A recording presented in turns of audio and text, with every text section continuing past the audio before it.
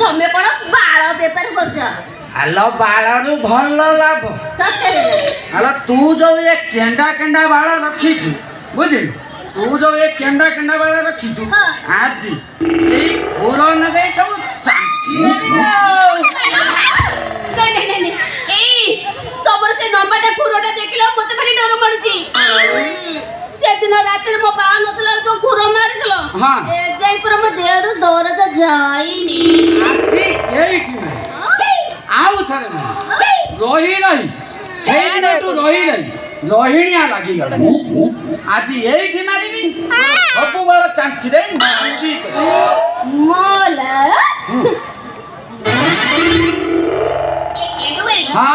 ମୁଁ କଣ ମନା କରୁଛି କି? ଏଇଠି ତମେ ଯୋଉଠି ମାରୁଛ ମାର, ମୋର ମନା ନାହିଁ। ହେଲେ ମୁଁ କଣ କହୁଥିଲି କି ଯାହା ମାରିବା କଥା ଶୀଘ୍ର ମାରିଦିଅ। କାହିଁକି କହିଲ ସେ ଢାଉ ତ ବୁଢା ପାଣି ପଶା ଯୋଗଡ଼ିକା ରହିଯା ଗୋଡିଆ ବୁଢା ସେଟା ମଦ ପିଇ ଯଦି ଚାଲି ଆସିବ କିଛି କରେଇ ଦେବନି। ଆଲୋ ଆଗ ହାତ ତାପରେ ଚିପି ତାପରେ ଟାଣି ତାପରେ ଯାଇ ଖାଲି ତ ଖୁର ମାରିବି ଆଉ ଖାଲି ତ ସାଇଁ ମାରିବି ଆଉ।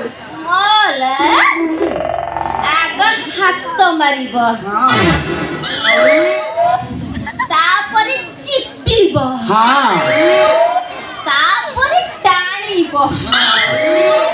ଏ ମା ଏ ଟାଣିବ ପୁଣି କଣ ମ? ଆଲୋ ବାଣ। ତମେ ବାଣ ଯେ ମଲା ମୁଁ କଣ କହୁଥିଲି କି ଆଲୋ ଆଗ ହାତ ମାରି ଚେକ୍ କରିବି ବାଳ ଖସୁଛି ନା ଲାଗୁଛି, ନହେଲେ ସାଇଜଟା କେତେ ଜାଣିବି କେମିତି?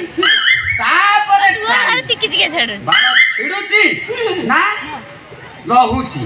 ଯଦି ନ ଛିଡ଼ିଲା ତାହେଲେ ହାଇବ୍ରିଡ ମାର ଆଉ ଖାଲି ତ ସାଇ ଖୁର ମାରିବି ଆଉ। ଏଇ ଆସୁନ ମୋଲା ଏତେ ସପନକୁ ରାତି ନଥିବ ଯେ ମୋଲା ଯେତେ ମାରିବା କଥା ତାହେଲେ ମାରି ଦଉନ। ପିଲୁ ଭାଇ କଥା କଣ କି ତମେ କଣ ମୋ ସାଇଜ ଜାଣିନ କି? ସାଇଜଟା କଣ ସବୁବେଳେ ସମାନ ହୁଏ? ଆଲୋ ସାଇଜଟା କେବେ କେବେ ଲୁଚକି ଯିବ, କେବେ କେବେ ଫୁସକି ଯିବ। ତା ଛଡା ଏ ଜଳବାୟୁର ଯେଉଁଭଳି ପରିବର୍ତ୍ତନ ଚାଲିଛି ସାଇଜଟା ଖାଲି ବଢି ଚାଲିଛି ଆଉ। ସତ କଥା ତାହେଲେ ଠିକ ଅଛି ଆଉ ଡେରି କରନି ତାହେଲେ ଆସୁନ।